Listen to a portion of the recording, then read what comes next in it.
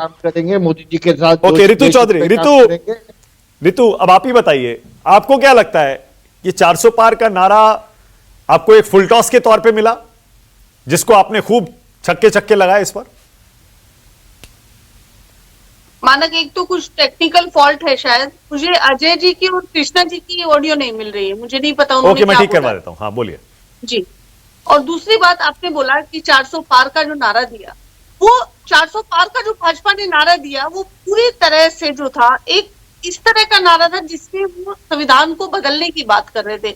वो पूरी तरह से अहंकार से ओतप्रोत था और पूरी तरह से उनके कुत्सित विचारों को प्रदर्शित कर रहा था कि वो संविधान को बदलने की बात कर रहे हैं। बार बार उनके नेताओं ने इस तरह का जिक्र किया, भाषणों में किया, स्वयं मोदी जी ने भी इस चीज का कई बार संकेत दिया और तमाम जो है इंडिया जो है इस चीज को सपोर्ट कर रहा। भारत की जनता ने भाजपा पर यकीन करते हुए, विश्वास करते हुए उन्हें स्पष्ट जो है बहुमत दिया। बहुमत इसलिए दिया गया, स्पष्ट बहुमत भाजपा को इसलिए मिला कि जो चीज इन्होंने वादे किए थे, जो चाहे 2 करोड़ नौकरी के हो, 2022 तक हर घर पे हर सड़क पर छत की बात हो, किसानों की आय दुगनी की बात हो, तमाम वो वादे लेकर चले, इसलिए इन्हें जो है एकदम क्लियर जो है मैंडेट मिला था। लेकिन उसके बाद ये इन्होंने क्या किया, इन्होंने अपने कुत्सित विचारों को प्रदर्शित करने का प्रयास किया।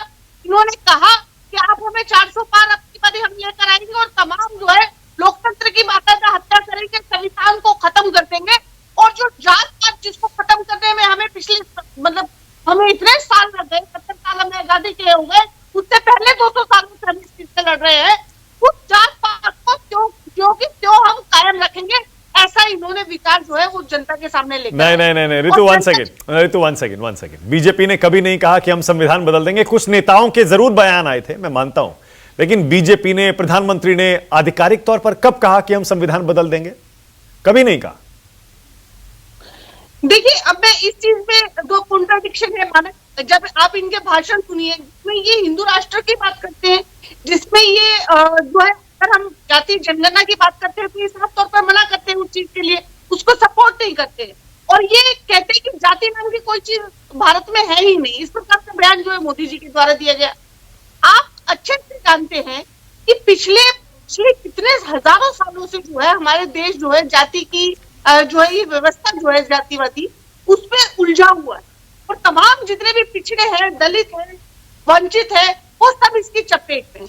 और ये जो वर्ग इसको दरकिनार जो है मोदी सरकार अभी। अच्छा, ओके, अजय आलोक आ गए। All right, okay, Ajay Alok, आपने जो 1-2 फैक्टर बताए, इसमें क्या हम ये फैक्टर भी जोड़ दें कि कुछ ओवर कॉन्फिडेंस, जैसा आरएसएस ने भी कहा, ओवर कॉन्फिडेंस या अहंकार, इसीलिए कुछ नेता संविधान बदलने के लिए 400 चाहिए, संविधान बदलने के लिए 400 चाहिए, कुछ बीजेपी के नेताओं ने कहा, उसका नुकसान हो गया ना? देखिए, अहंकार हम में नहीं है, ये मैं दावे के साथ कहता हूं कि अहंकार हम में नहीं है। 240 सीट जीतने के बाद भी प्रधानमंत्री ने कहा था कि जीत को पचाना हमें आता है और दूसरे 99, 37 लेके कूद रहे हैं, डंका बजा रहे हैं कि उन्होंने हरा दिया, 3 डिजिट का आंकड़ा में नहीं आया, हरा दिया। उनको हम लोग रेडिक्यूल भी नहीं किया, लेकिन अब आईना दिखाना जरूरी है।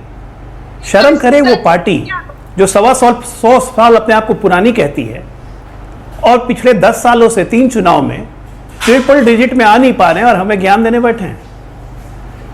2014, 2019, 2024 तीनों चुनाव के नंबर जोड़ लीजिए, तीनों चुनाव के नंबर। ये डिबेट हम किस लिए तब भी भारतीय जनता पार्टी के 2024 के नंबर को मैच नहीं करते। सही कह रहे हैं, लेकिन ये डिबेट हम इसलिए कर रहे हैं, हम डिबेट कर रहे हैं, आप वही तो मैं बात कर रहा हूं कि हम लोग पोस्टमार्टम, आप पोस्टमार्टम, भाई मानक सुनिए, आप पोस्टमार्टम एक ऐसे दल का कर रहे हैं जो 240 अपने दम पे लाया और जो चुनाव पूर्ण गठबंधन के साथ 294 लाके इस देश में पूर्ण बहुमत की सरकार बना चुका है, जिसका समर्थन अब 303 पहुंच चुका है। यह भी मैं बता देता हूं। आप उस व्यक्ति का, उस विद्यार्थी का पोस्टमार्टम कर रहे हैं जो हमेशा 90%, 95% 303 कैसे हो गया अजय? लेकिन इस बार उसका 303 कैसे हो गया? हमारी स्ट्राइक रेट 60% हो गई। एक मिनट, वही कह रहा हूं, हमारी स्ट्राइक रेट 60% हो गई। आप उसका पोस्टमार्टम कर रहे हैं, लेकिन आप उस विद्यार्थी का पोस्टमार्टम नहीं कर रहे हैं जो लगातार 3 बार से फेल कर रहा है। ये हमारे देश की लोकतांत्रिक, अरे फेल जो हो रहा है उसका 10 साल से पोस्टमार्टम ही हो रहा है। कीजिए, लेकिन लगातार 3 बार के बाद होता है। जानते हैं अरे 10 साल से हो रहा है उनका पोस्टमार्टम। बिल्कुल होता है, करते रहिए। अरे लेकिन 303 समस्या कैसे हो ये गए है, पहले तो बताइए। समस्या आप ये है 303 कि कब ये कैसे हो गए? 5-6 बार और फेल होगा। 303 कैसे हो गए?